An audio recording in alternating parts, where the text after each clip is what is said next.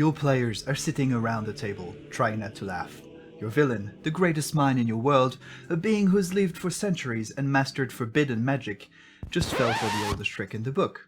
A simple disguise and a made-up story was all it took. And in that moment, months of careful planning crumble.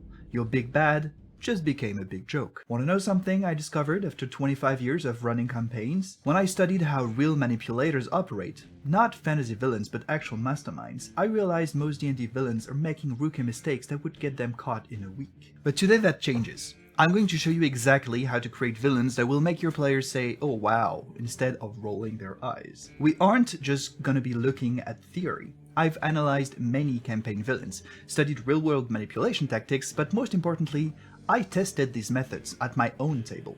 The results? Players who were genuinely unsettled by villains they couldn't easily outsmart. By the end of this video, you'll know the 3 core principles real manipulators use to maintain control, the 5 fatal flaws that make D&D villains fail, and of course how to avoid them, and finally a step-by-step framework I use for creating truly intelligent antagonists. But more importantly, you'll understand how to make your villains feel real. Not just powerful, not just evil, but intelligently threatening in a way that will keep your players engaged and guessing until the very end. But because it's more fun to learn by doing, I propose that we build the perfect intelligent villain together, by examining how Lady Isabella Duskweaver, head of the Duskweaver Trading Company, takes control of an entire city without anyone realizing she is even a threat. But before we dive in, let me ask you something. What if the solution isn't making your villain more powerful? What if the secret to creating truly threatening antagonists has nothing to do with stats, spells, or supernatural abilities? Because here's what I've learned. The most dangerous villains aren't the ones who can destroy a city. They are the ones who can make the city thank them for taking control. Let me show you how this works, starting with the 3 core principles that every intelligent manipulator uses to maintain control. And to demonstrate these, we're going to visit the bustling port city of Ravencrest, where Lady Isabella is about to teach us exactly how real masterminds operate. The sun breaks through the morning mist hanging over Ravencrest harbor. Salt-laden air mingles with the scent of exotic spices as dock workers howl crates from merchant ships. Seabirds wheel overhead, their cries mixing with the shouts of sailors and the creaking of rope against wood. At the heart of this controlled chaos stands Lady Isabella Duskweaver. Her merchant's attire is elegant but practical, rich fabric cut for movement, not show. She's mediating a dispute between 2 ship captains. And this moment will teach us our first principle of intelligent manipulation. Gentlemen! She raises her hands with practiced calm.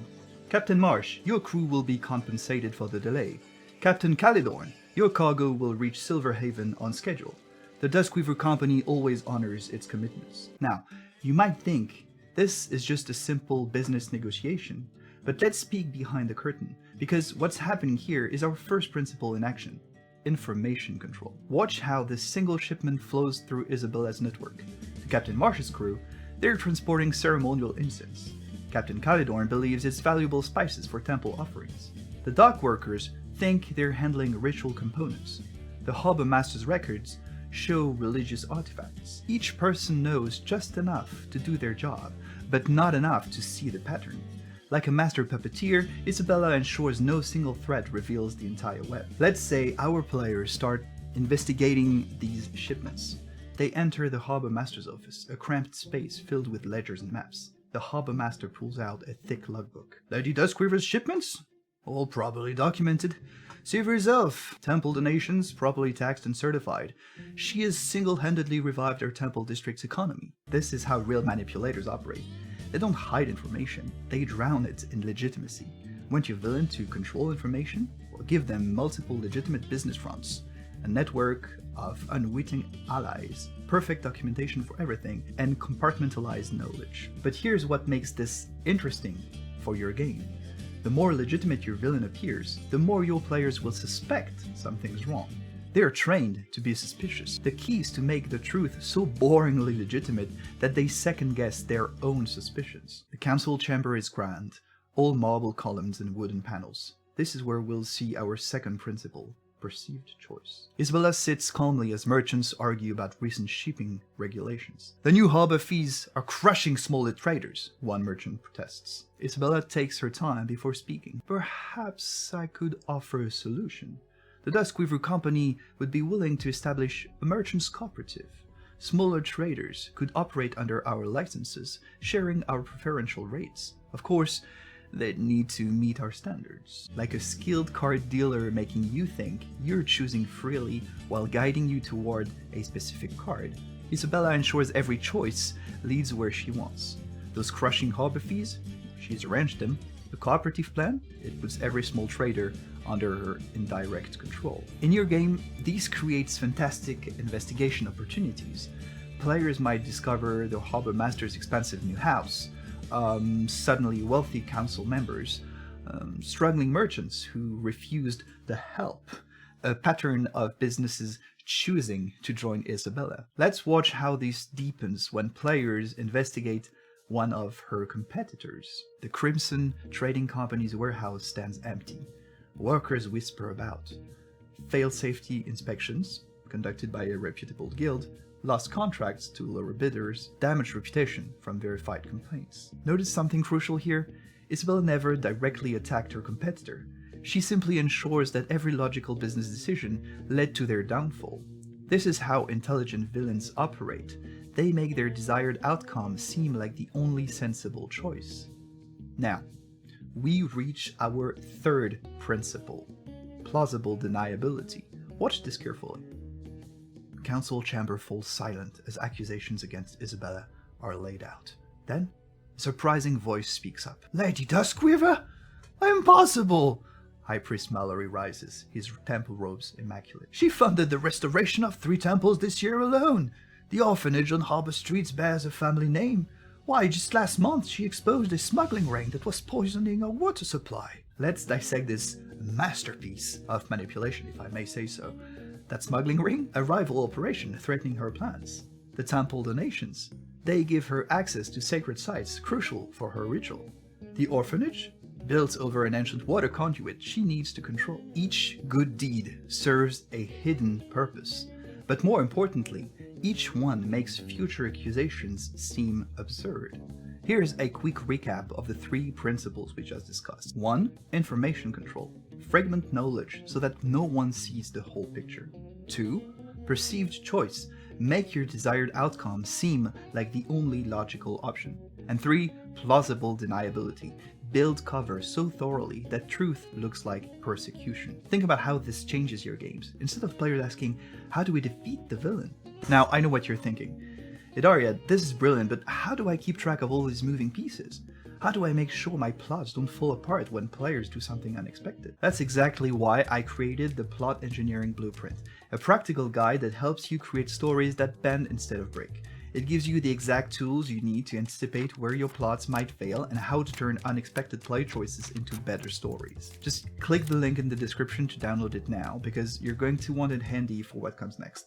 We're about to look at the 5 fatal flaws that doom even the most brilliant schemes, and how Isabella turns each one into an advantage. Picture this, your players have spent weeks investigating suspicious shipments. They finally confront Isabella with evidence of irregularities. Most D&D villains would see this as their moment to monologue about their brilliant plan. Let's watch how Isabella handles it instead. The office is warm, filled with afternoon light. Isabella calmly opens her ledger. Missing ships. Indeed, a tragic situation. She slides forward a perfectly documented list of losses, complete with witness statements and insurance claims. I've lost 3 vessels myself this season. Perhaps we could combine our investigations. After all, we seem to share the same concerns. Notice what just happened?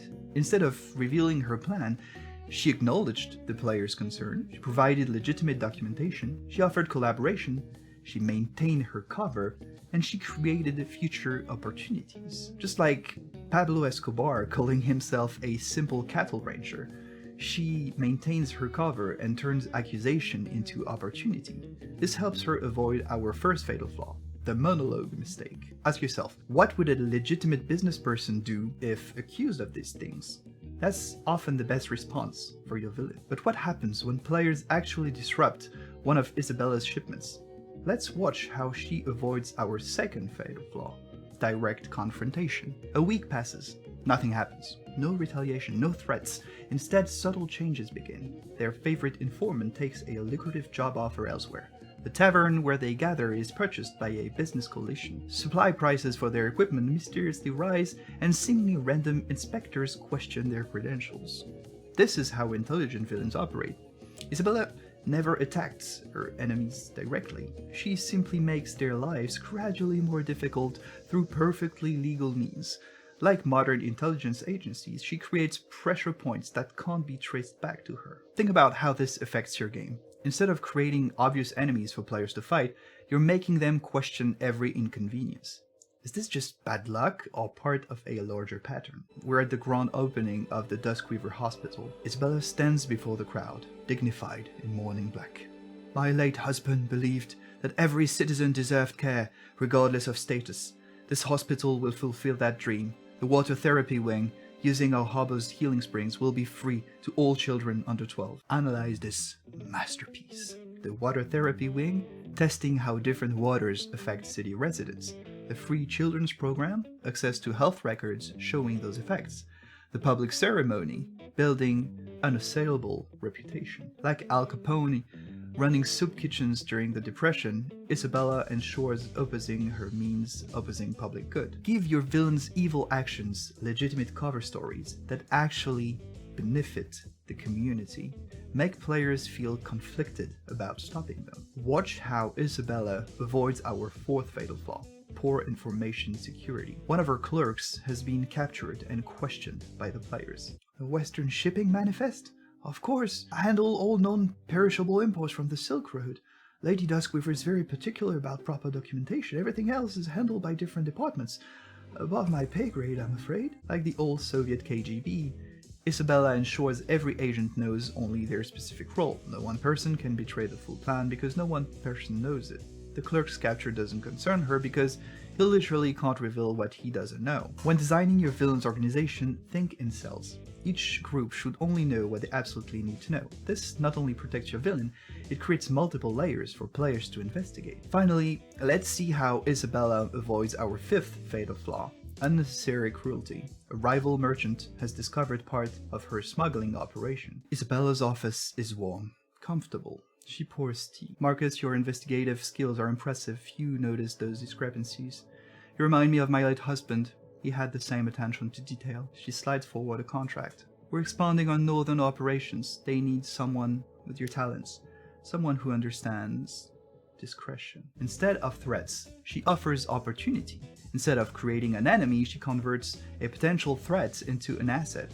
This is how intelligent villains operate. They make people thankful for their own manipulation. So this is a quick recap of the 5 fatal flaws. 1. The monologue mistake. Maintain cover, never explain. 2. Direct confrontation. Use legal indirect pressure. 3. Obvious evil. Build legitimate positive reputation. 4 is poor information security. Compartmentalize knowledge. And 5 is unnecessary cruelty. Convert threats into assets. But I know what you're thinking. This sounds great, Idariad, but how do I actually implement this in my game? Don't worry, I've got you covered, because Isabella isn't just a random example. I built her using what I call the hidden framework, and I'm about to show you exactly how it works. Think of it like this. If your villain's plans were a castle, most GMs focus on building the walls and towers, the obvious defenses, but real fortresses are won and lost by what's beneath them. The foundation, the secret passages, the supply lines. That's what the hidden framework helps you build. Not just a visible threat, but the entire support structure that makes a villain truly formidable. Let me show you how I built Isabella from the ground up. Let's start with something most GMs overlook: understanding what everyone wants. Her study walls are covered with maps, but not just of the city. There are charts showing city council members' voting patterns, merchant guild relationships, temple donation records, guard patrol schedules. This is the foundation of the hidden framework, mapping the needs of everyone in your power structure. Let's break down how Isabella uses this. The city council needs stability and prosperity. They live and die by trade flow and citizen satisfaction. Merchants want profit and protection. They're tired of losing ships to pirates. The city guard needs better resources and respect. They're in demand and underappreciated. And the citizens? They want safety and basic services, clean water, protected streets, stable prices. Here's where it gets interesting. Instead of just exploiting these needs, Isabella provides genuine solutions that also advance her goals. She funds a harbor patrol, protects merchants, and controls water access. She establishes trade guild, helps small merchants, and monitors all shipping. She builds a new hospital, it heals people and studies water effects. And she donates to temple, it supports religion and gains ritual site access. When designing your villain, start here. Map out what every major group in your setting wants. Then design solutions that genuinely help while serving your villain's goals. And we have I for information networks. Let's see how Isabella turns legitimate business into perfect surveillance. Lady Duskweaver's paper supply contract? The clerk beams. Best thing that happened to the harbor office. Quality materials, always on time, fair prices. Notice what Isabella actually bought here. Every document in the harbor office now passes through her people. She doesn't need spies when she owns the infrastructure of information. She supplies paper to government offices. It means easier access to all documents. She funds Messengers Guild.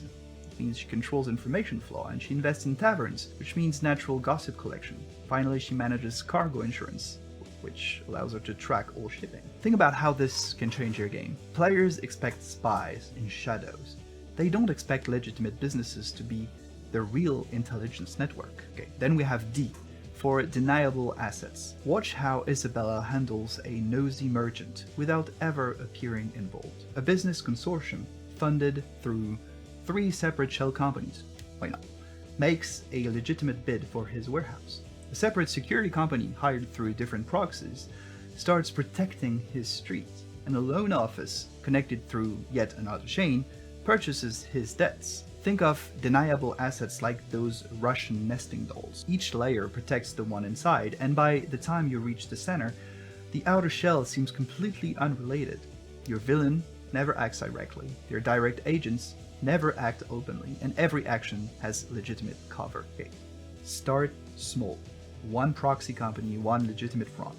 Let the network grow naturally as your campaign progresses. Now we reach E for escape routes. This is where most villain designs fall short. They only plan for physical escape. Let's see how Isabella builds escape into her daily operations. Her trade company structure reveals layers of protection. Her contracts allow control transfer to associated parties. Her ships are registered under different flags. Her wealth is distributed across multiple banks, and her legitimate businesses in other cities under different names. But here's the brilliant part. She doesn't just prepare to run. She makes herself hard to remove, which is a different thing. Who funds the harbor patrol if she's gone? What happens to the hospital's free clinic? Who maintains vital trade relationships? Which businesses depend on her contracts? Now, we have N for nested plans. Watch how Isabella turns a single action into multiple victories. She recently exposed a smuggling ring. Let's count the layers. Obvious purpose: maintain law-abiding image. Hidden purpose: eliminate competing water route control. Future purpose: justify stricter harbor controls. Bonus effect: gained guard loyalty. Long-term benefit: created precedent for searching ships. Every major action your villain takes should serve at least 3 purposes: an obvious legitimate goal, a hidden immediate benefit, and a future advantage setup. But remember, and this is crucial, your villain needs to be beatable. We're not creating a perfect machine, we're creating an intelligent opponent that makes defeating them satisfying. I can already hear the sound of dice hitting tables in frustration. Idaria, this is great for a novel, but I can barely keep track of my NPCs' names. Trust me, I've been there. Let me show you how to start small and build up. Pick one element of hidden to focus on first, maybe just the hierarchy of needs. Build legitimate solutions to real problems. Let the complexity grow naturally as your campaign progresses. It's like being a stage magician. You don't need to know every possible trick, you just need to understand how misdirection works. Once you grasp that, every action becomes an opportunity to guide attention exactly where you want it. Okay, so for your next session, first, map 3 group needs in your setting. 2. Design one solution that helps and serves your villain. And 3. Create one legitimate business that gathers information. 4. Build from there. Remember, the goal isn't to create an unbeatable villain. It's to create one that makes your players feel clever when they finally understand how all the pieces fit together. when they realize that the charitable donations, the trade agreements, the harbor patrols, everything they've been investigating, all connects to a single brilliant plan, that's when your villain transforms from a joke into a worthy adversary. Remember that moment we started with? Your players trying not to laugh at your villain? Let's talk about how different that scene looks now. Imagine this instead. Your players are piecing together evidence about your villain's activities. One of them suddenly sits up, straight. Wait a minute. The Merchant Guild reform, the Temple donations, the new Harbor Patrol? They're all connected, aren't they? We've been seeing the pieces this whole time.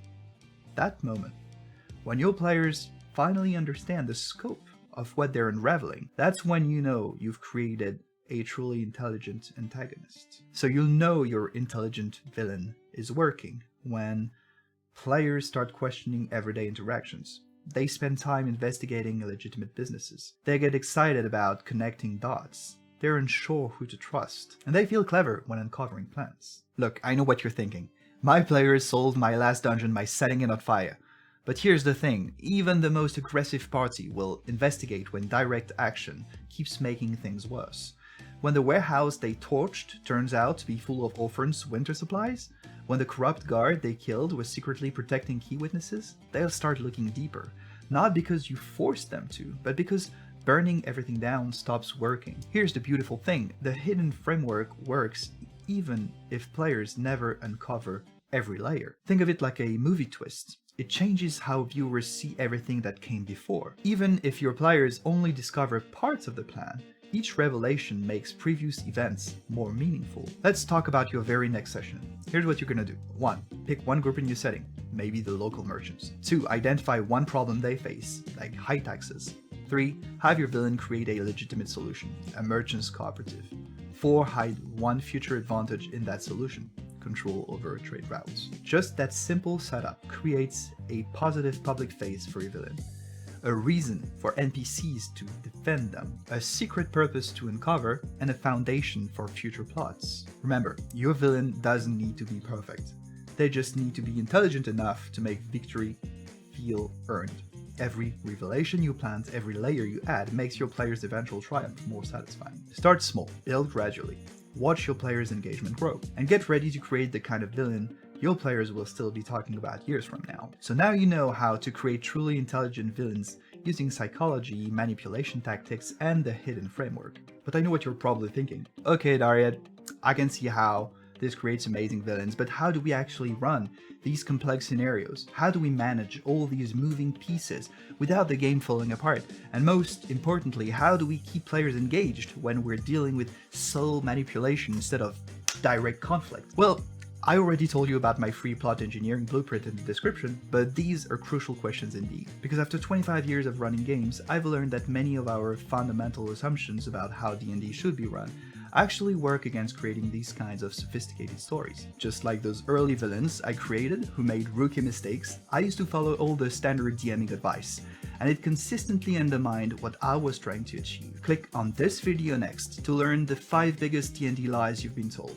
because understanding these misconceptions is crucial for running sophisticated villains effectively. When you realize how these common DMing myths have been limiting your games, you'll unlock new possibilities for making every aspect of your campaign, not just your villains, more engaging than ever.